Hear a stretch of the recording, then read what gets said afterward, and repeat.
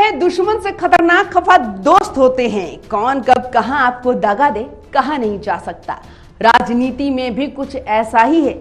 आपके राजनीतिक खफा दोस्त आपको कब आईना दिखा दे, कब आपको अर्श से फर्श पर बिठा दे, किसी को भी नहीं पता। अब देखिए, राजस्थान में पूर्व मुख्यमंत्री वसुंधरा राजे के साथ भी कुछ ऐसा ही हुआ है, जहां पहले विधानसभा चुनाव के बाद उनसे सीएम बनने का सपना छीन लिया गया।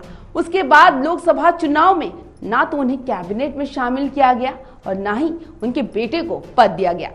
तो क्या राजस्थान की महारानी बीजेपी पार्टी से खफा है, या वो अब राजस्थान में खुद बहुत बड़ा करने वाली है? क्या वो सीएम पद या प्रदेश स्तर पर खुद को या अपने बेटे दुष्यंत सिंह को देखना चाहती हैं? नमस्कार, मैं हूं आपके साथ मुदिता। 2024 के लोकसभा चुनाव राजस्थान में हुए खेल ने बीजेपी को बहुत बड़ा सबक दे दिया, क्योंकि 25 की 25 सीटों पर क्लीन स्वीप करने वाली पार्टी महज 14 सीटों पर सीमित कर रह गई। प्रदेश में बीजेपी के कमजोर प्रदर्शन के पीछे कई कारण गिनाए जा रहे हैं, जिनमें से एक है कई सीनियर पार्टी नेताओं की अनदेखी और चुनाव प्रचार में एक्टिव ना होना, जिसमें पहला नाम आता है वसुंधरा राजे का। राजपूतों के बीच अच्छी पैठ रखने वाली राजे महज 12 झालावाड़ में बेटे दुष्यंत सिंह के प्रचार में ही लगी रही। परिणाम ये रहा, जहां दुष्यंत सिंह 5वीं बार सांसद बन गए। राजनीतिक जानकारों का मानना है कि अगर वसुंधरा राजे को प्रचार अभियान का हिस्सा बनाया जाता तो शायद पार्टी को इतनी बड़ी हार का सामना नहीं करना पड़ता।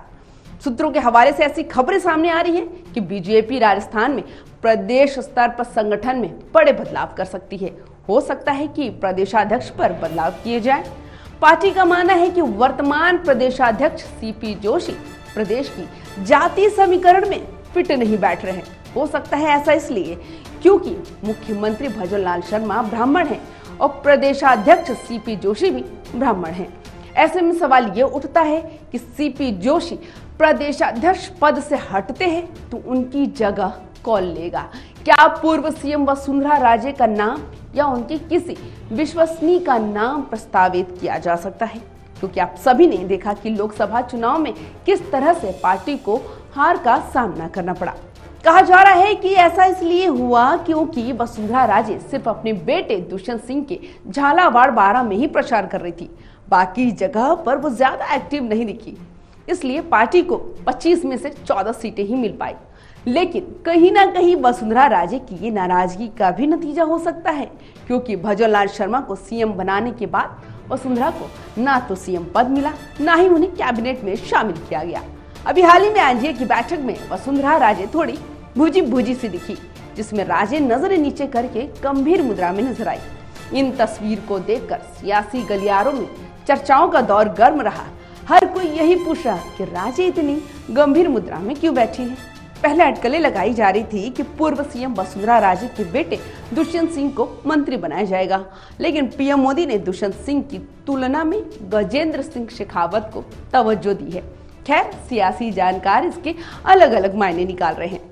सूत्रों के अनुसार राज्यसभा सदस्य मदन राठौर, राजेंद्र गहलोत, पूर्व प्रदेशाध्यक्ष सतीश पुनिया और प्रभुलाल सैनी के नाम पर विचार किया जा रहा है। इनमें से किसी या एक नेता को प्रदेशाध्यक्ष बनाया जाएगा, या यूं कहा जा सकता है कि बीजेपी के अंदरूनी कलह ने पार्टी को मुंह के बल गिरने पर मजबूर कर दिया। कुल मिलाकर राजस्थान बीजेपी में आने वाले वक्त में बड़े बदलाव होने के पूरे आसार हैं।